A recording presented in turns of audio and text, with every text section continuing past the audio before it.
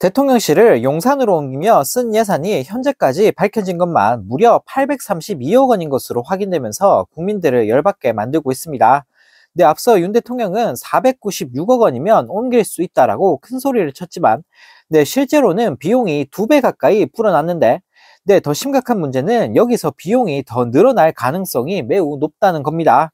외교부는 올해 17억 1,500만 원을 들여 장관 공간의 리모델링을 마쳤는데, 현재 쓰고 있는 서울 삼청동 공간은 원래 대통령 비서실장의 공간으로 외교 행사를 열기 위해서는 정비를 할 수밖에 없었는데요.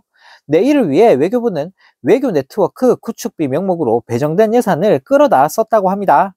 이 예산은 원래 해외 인사들로부터 비공개 정보를 수집하는 업무 등에 쓰이는 예산인데, 원래 쓰던 한남동 공간을 대통령 관저로 내주면서 엉뚱하게 공간 리모델링에 써버린 건데요.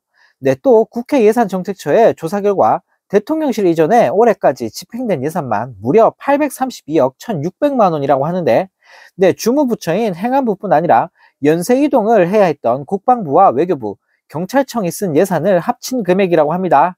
윤석열 정부는 2022년 대통령 집무실 이전 비용으로 496억 원의 예비비를 배정받았는데, 실제로는 2배를 더 끌어다 쓴 건데요. 또 경찰청은 대통령 경호부대 이전으로 70억을 넘게 썼고, 국방부는 이사 비용으로 118억을 배정받았지만 231억이 늘어나 무려 349억을 썼다고 합니다. 이에 백승환 민주당 의원은 갑작스레 청사와 관저를 빼앗긴 정부 부처들이 연쇄 이동하게 되면서 쓰지 않아도 될 예산을 낭비하게 됐다라며 비판했다고 하는데요. 그런데 더 화가 나는 건 대통령실 이전으로 분산 배치된 국방부와 합참을 다시 통합하려면 무려 2,400억 원이 넘게 소요될 것으로 예상된다고 합니다. 현재 타당성 조사가 진행 중인데, 이렇게 되면 대통령실 이전 비용은 3,200억대로 불어난다고 하는데요. 진짜 모질이 대통령 하나가 나라를 아주 작사를 내고 있습니다.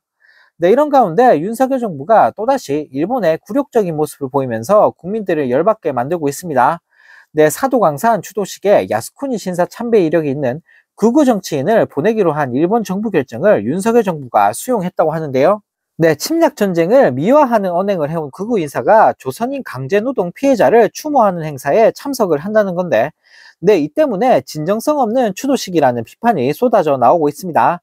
더 화가 나는 건 윤석열 정부가 이를 전혀 문제 삼고 있지 않으면서 논란은 더 커지고 있는 상황인데요.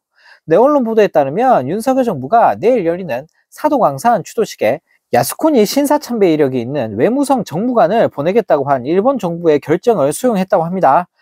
특히 이쿠이나 외무성 정무관은 야스쿠니 신사참배뿐 아니라 강제징용과 위안부 문제에서 한국 정부가 더 양보해야 한다라는 망언까지 날린 인물이라고 하는데요.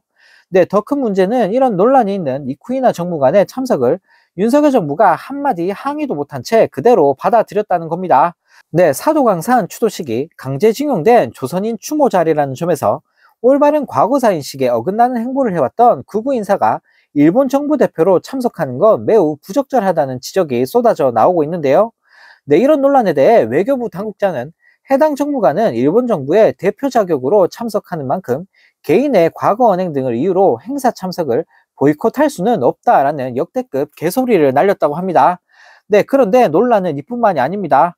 내일이 추도식이지만 추도사 내용과 식수는 아직까지도 알려지지 않았고, 공식 명칭인 사도광산 추도식도 추도 대상이 명확히 드러나지 않고 있다고 하는데요. 또 추도식에 참석하는 한국인 유족 경비를 일본 정부가 한 푼도 부담하지 않는다고 하는데, 행사에 참여하는 유족 11명의 체류비와 교통비 등을 윤석열 정부가 모두 부담한다고 합니다.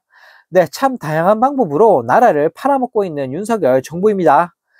또 다른 소식입니다. 대통령실이 추경 편성 가능성을 시사했다가 기재부와 국진당이 부정적인 태도를 보이자 반나절 만에 추경에 대해서는 논의하거나 검토한 바 없다라며 말을 바꾸면서 찌질한 모습을 보였다고 하는데요.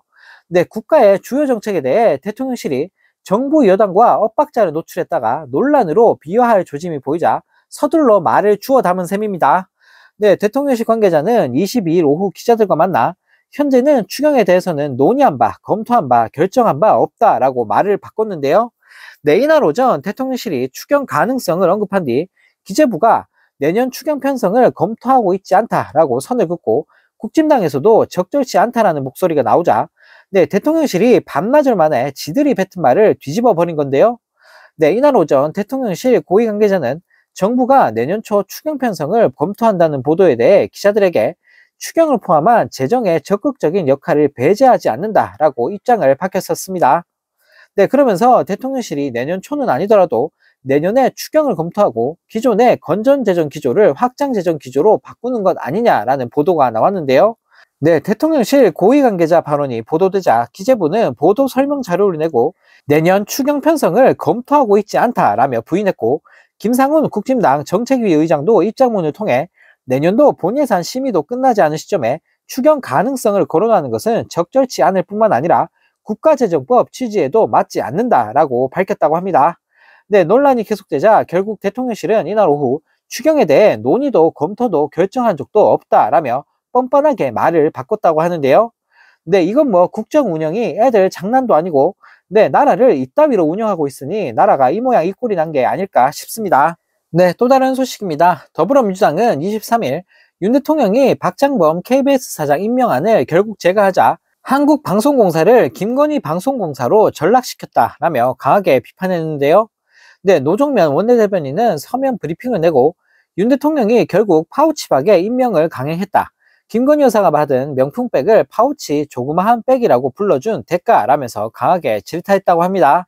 네, 그러면서 노 대변인은 박장범 씨에 대해 모든 언론이 명품백이라는데 가격도 숨기고 고가라는 표현도 못한 채 굳이 파우치로 부르고 조그마한 백이라는 설명까지 붙여 의미 축소에 급급했다라고 꼬집었는데요. 네, 이어 김 여사에게 명품백 사진을 미리 보낸 뒤 이뤄진 만남에서 물건 주고받는 장면이 생생히 찍혔는데도 그 앞에 놓고 갔다고 왜곡했다라고 덧붙였다고 합니다.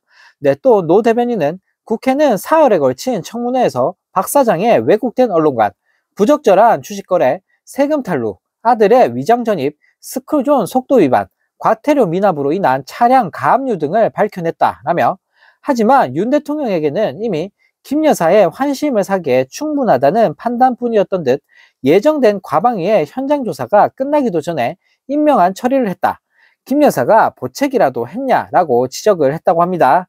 네, 그러면서 대통령의 술친구로 불리는 박민 사장이 한국 방송을 정권의 방송으로 전락시켰다면 파우치박 박장범 사장 체제의 출범은 한국 방송이 김건희 방송임을 선포한 것과 다르지 않다라며 국민과 함께 김건희 방송을 다시 국민의 방송으로 되돌려 놓겠다라고 강조했다고 합니다. 네, 한편 KBS 내부에선 그동안 기자 495명이 릴레이 성명을 통해 박장범 후보자 사퇴를 촉구하는 등 여러 논란이 이어져 왔었는데요. 네, 저런 수준 낮은 인간을 KBS 사장 자리에 앉히고 있는 윤석열 정부를 보고 있으니 네, 정말 어처구니가 없습니다.